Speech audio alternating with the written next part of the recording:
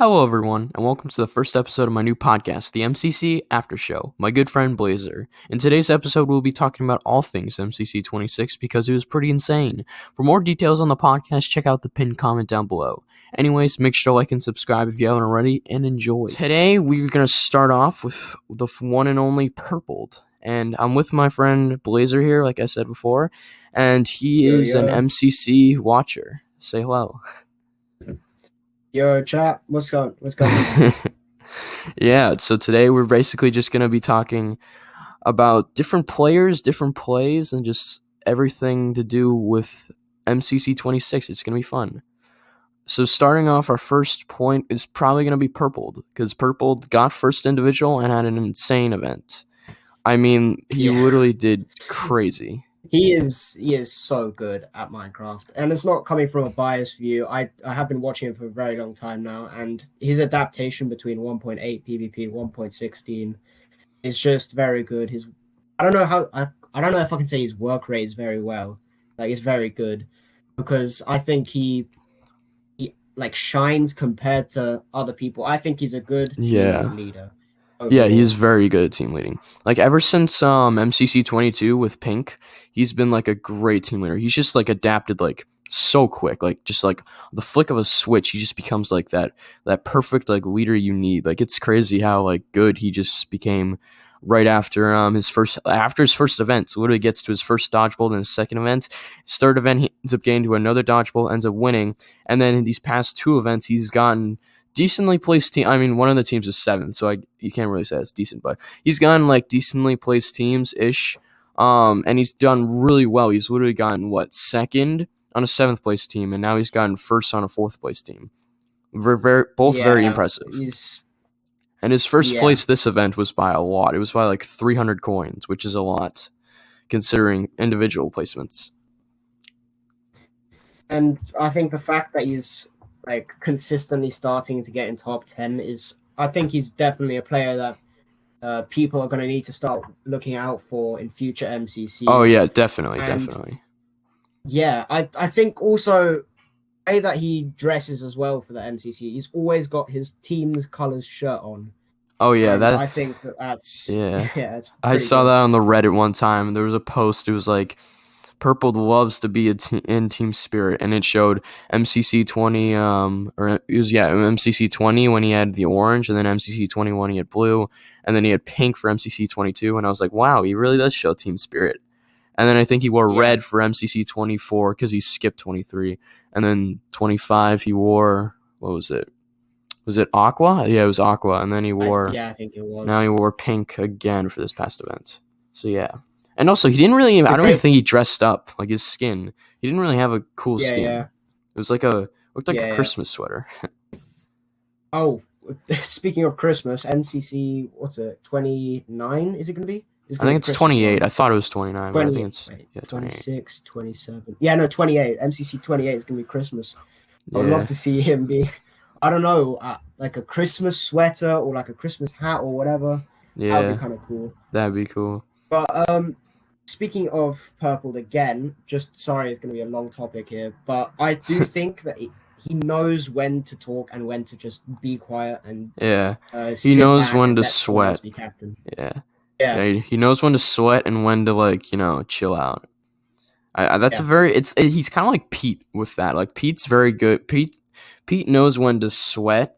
Right, when to go full tryhard mode, like last MCC when he had that second half comeback, which was insane, and he knows when to like chill out and just have fun with his team. Like, Purple's very good at that. He's very good at that. And I think that's what makes him such a good leader. He knows when to be laid back and when to actually lead the team. And that's why. Yeah, I completely agree with you there, man. I do think just he is an outstanding player. There's nothing really much to go on about him now, really. I think we've said everything. All right, we all know that Purple is an S tier now, right? So would you where would you rank Purple in your S tiers? Like, who would you put him ahead of, let's say? Who would you put him ahead of now? Or would you put him ahead of anybody? Okay. So if I was to think about it, Sapnap would probably be placed above him in S tier, I think. Yeah, I think we're all agreeing on that. I think if we give him 3 more MCCs, he might be able to outskill Sagnap in terms of ranking. And in terms of below him, honestly, I think with Dream's recent performances and him not being in this MCC, I think with his recent performances, I think he'd be above Dream by quite a fair amount. Ooh, that is a hot take. Okay. Yeah. That is a hot take. Yeah. All right. I just think that Dream hasn't been performing in these recent MCCs. Him not being in this MCC, to me, I actually found that quite a shock, to be fair. I thought he'd be with George, who also isn't in the event. I thought he'd be it's surprising that Carl. I was very surprised that George or Carl wasn't in this MCC. I feel like they would be for the Halloween vibes. Maybe they're in Christmas. Yeah, also because they've been in the previous ones. Yeah, hopefully they're in the Christmas MCC. Before. That'd be cool to see. That would be good. See the return George, Carl, Dream, and someone else in the Christmas MCC. They ended up missing Dodgeball by 60 coins, which is very, very close. And it's very, very sad. Some people are calling it the Kara curse, and some people are just saying that Smager and H-Bomb are just too good at the game. Take it how you will, but yeah. What do you gotta say about Cyan and their honestly, as you put it, 0 to hero moment? Yeah, 0 to 0. Honestly, I think their performance in the first to fourth games, they were ones to watch because I think they were just consistently dangerous in those games. And then when we went to Sky Battle, I think they started to drop off from there. Speaking of drop off, their boat strat was oh no, that wasn't their boat strat, was it? Was it? Oh no, it wasn't theirs. It was Krinios's. Wait, so did he wait, just to clear this out, because I haven't seen their POV yet. Did he like craft boats out of the wood? No, I'm sorry, I'm waffling there. That's Krinios crafted boats. He did? That round. Yeah, he did. I don't know where he got the wood from. I don't even know if there was wood in that map, but oh no, there was. It was like it was next to the crafting table. That's so weird, bro. That's such a weird. Did they like interesting strategy? Did he like go up to like the top of like the Sky Battle like map, and did they bridge out and just like jump down with boats or what? Yeah, they literally they negated all of the fall damage from the boat and wiped. I think it was Sapnap and I don't know who the other one was from Yellow. That is so weird. It was an interesting strat. I'm gonna be honest with you. It was really interesting, actually. I did not see that. I didn't think that they'd pull out the boat. I think Krinios died in the border. Yeah. And I don't know who it was dropped down after that. I forgot. Yeah, dropped down and managed to knock someone off. I think that was Kara. Kara, because I remember Shovel, because I was watching Fruits POV. I remember Shovel like going crazy and saying like, "You go, Kara," or something like that. I was like, "Wait, what did Kara do?" And then now I'm realizing that it's probably because she used the boat strat. That's so weird. Someone's definitely gonna use that. And like in one of the next MCCs, someone's definitely gonna use that strat. They're just gonna sit up there and just wait. I'm just a bit disappointed that Tommy didn't perform in Sky Battle because I think he's a dangerous player in it. Yeah, I feel like he didn't perform as good as he did. I feel like Red should have been a really good Sky Battle player because isn't Finn known for his Sky Wars content? Yeah.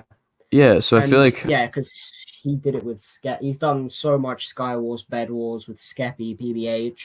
Yeah, so I did expect them to perform slightly higher than 10th or 9th. And then Cap, and then Sparkles knows how to like do like Sky, like Captain knows how to do Sky Battle, and he knows how it works. So I feel like they should have been a pretty good Sky Battle team. I just don't know what happened there. Yeah, it's just a bit disappointing, and also kind of shocking to be fair, because their team was looking very dangerous for Sky Battle. It's just, I don't know what went wrong with them. It's just, this MCC was full of so many mistakes and so many issues that probably just need to be taught. You need to talk to your team about that there, because I think that getting below 7th in Sky Battle is pretty shocking. All right, getting into a little Would You Rather segment. We have Would You Rather Smallish Beans edition.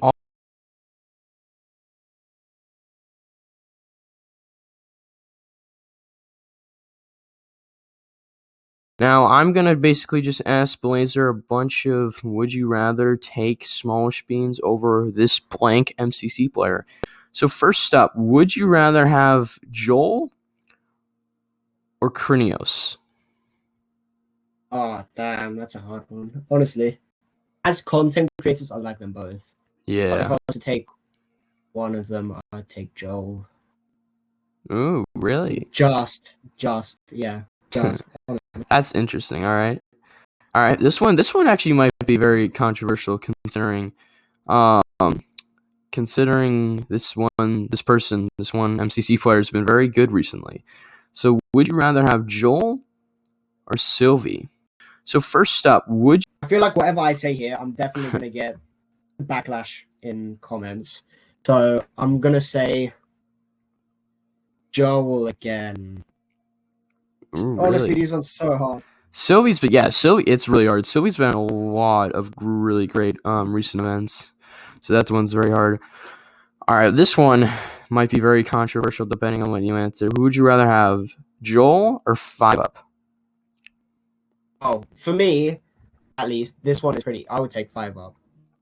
All right. If I was to be teamed with one of them, I'd be teamed with 5UP. In terms of, I feel like he's definitely more of a leader, and I think that he's not just. I think that he's definitely better than Joel. Yeah, I think a lot of people would take 5UP here, but 5UP, I mean, statistically, he is. I don't know if he is anymore, but like a couple MCCs ago, statistically, he was the most average MCC player. Like his average placement was like 20th or something, which is really weird. But now I think he's done better because now he's gotten 7th and a couple higher placements. But yeah, that one's decently easy. This one might be controversial considering this player did not perform to their best by a lot this MCC. So would you rather have Smallish Beans or Tommy Innit? Oh damn. If I was thinking in the long term run, I would say Tommy. But if it was for like this MCC only, I'll take Joel. Yeah. I think for one, I think like yeah. Yeah, if I had to take one of them for like just one event, I'd probably say Joel, just because recently he's just been producing like top 10 performances like clockwork. Like Tommy, since Tommy's so like content based, I feel like he has to get into like this certain like mindset of him having to actually try hard for him to do really well, while Joel just is able to just do it like clockwork, while Tommy just has to get in this like mindset of just like being like, I have to do good for my team. Like kind of like MCC 19, where I think he was, what was he? He was like 5th or something because he went into like a full like try hard mode because he knew he could win with his team and he didn't want to let Sapnap down. So yeah, it's just all depends on like how Tommy's mindset is for that certain day and that certain MCC team. Yeah. Honestly, I think Jack Manifold brings him down so much. Okay, I think bro. if he has Jack on his team, he definitely underperforms. Yeah, that's what I said in my predictions. They're so funny together, but still. Dude, Jack. Oh my gosh, bro. Yeah, I feel like Jack could do better if he wasn't. Jack and Tommy could both do better individually if Jack wasn't like literally clowning around 90% of the time. Jack is like the best worst player that you could get teamed with. I know. He can place all the way from like 20th to like, literally last place. Like that's Jack's range. Decision done, randomly selected Rocket Speed Rush. So it could have gone in the favor of like Aqua could have ended up getting first if they had gotten Santa Time. And then maybe Cyan could have actually popped off and gotten the smallest amount of coins they needed to get into first. And you never know, maybe Violet would have never gotten into Dodgebolts. Maybe. I mean, that's how big of a change Santa Times could have done. But I think the last 2 games are just the deciding games to determine who gets into Dodgeball from like 1st to 4th teams. And then you score really high in those games. Yeah, it's always that like one team that like was in that one team that was always like in the top 2 for most of the events and then ends up dropping out the last second. That team and the team that's in first usually always have like the same like thinking when it comes to like what the last game wants to be. Like for example, in this event, Fruit and Phil and the entire Violet team wanted Rocket Speed Rush because Phil's cracked at it and Fruit's also very underrated and good at it. And then you have Mustard, who did not want Santa Time, surprisingly, because none of them Yeah. are exceptionally good at Rocket Speed Rush, which is annoying. Which is kind of annoying because I feel like 5-Up would be pretty good. It's pretty good at Sands of Time. You know what I mean? And like, Yeah. and then Fuchsia probably could have done really well in Sands of Time, but they also did very well because of Purple in Rocket Speed Rush. Yeah, Purple definitely carried in the last And then game. and then Blue also might have been able to make a comeback because Blue is a very well-rounded Sands of Time team.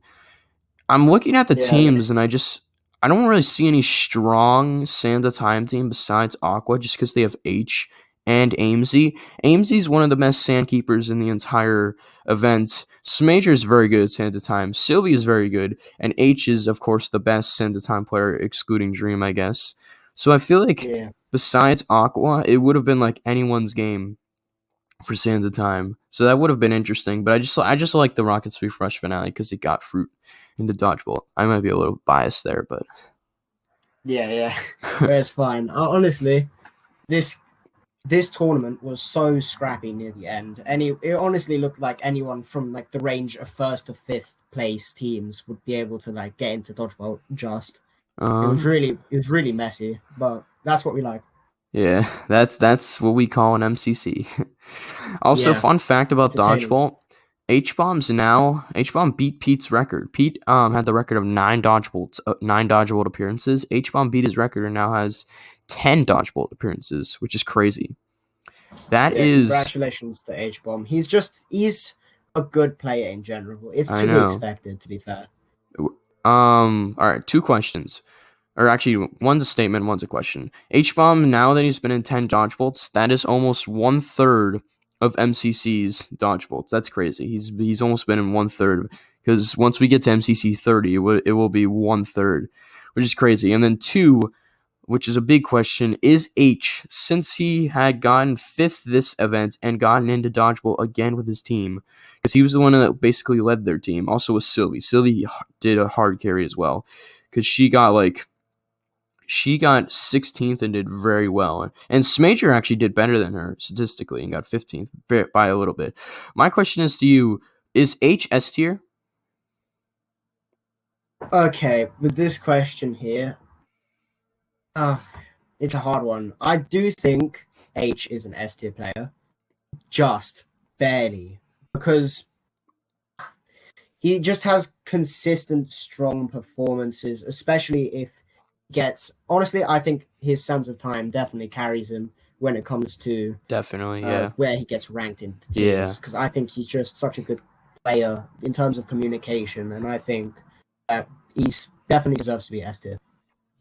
I agree with you on it.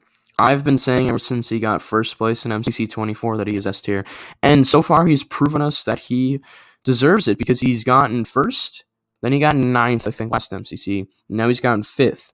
All very good top 10 placements. So, and he's also led his team very well. In MCC 24, he led them to dodgeball. When he got first, they lost dodgeball, and then again in this MCC, he led his team to dodgeball, and again they lost, but he's showing that his leadership does shine through his teams. All right, so for our next segment, we have a talking point about a game that you might have loved, that you might have hated, that came back this MCC, that you might know, called Parkour Warrior.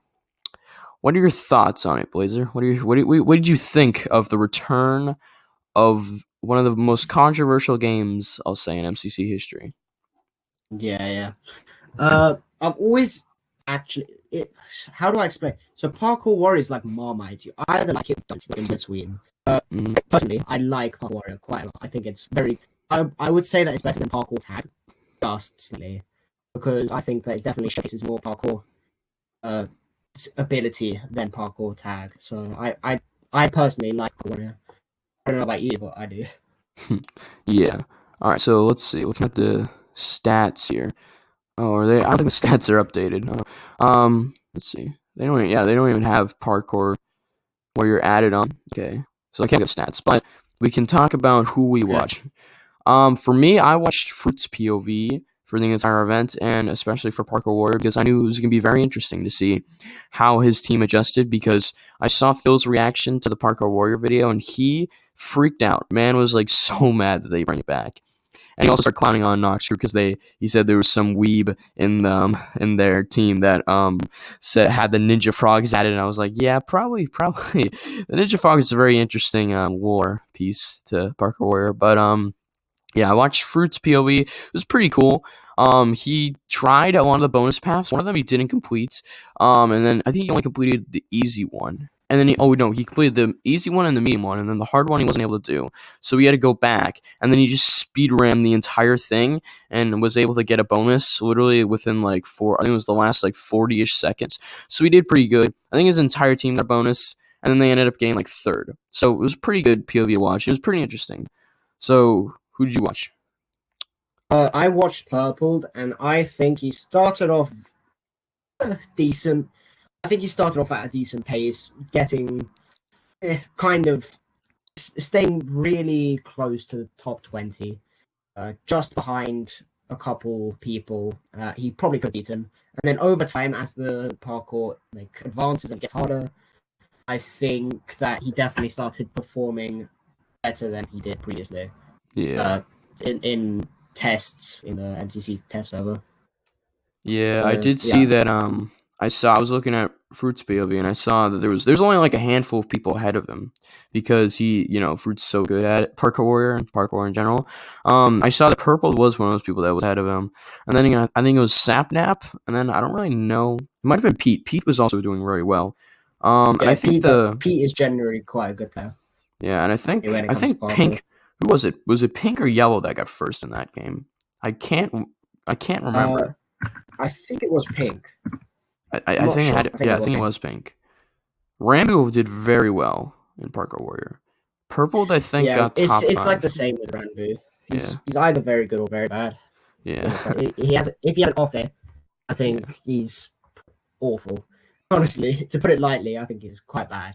Yeah, I get it though. Rambo can either place in the bottom 30 or you can place in the top 20 and top 10 a lot of the time. So Rambo's a very either great player or not so great. But they did do very well in that game. And Green, I saw that Green did surprisingly well. What did they get? Third? They got like third or second, I think. They did very well in that game. I think it was CPK and Joel that carried. I think parkour nowadays is so much easier to master than PvP, so more people spend their time on parkour to improve on that than they do with PvP.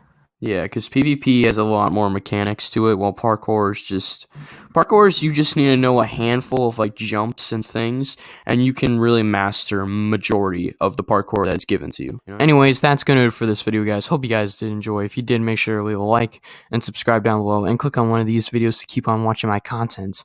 Anyways, peace.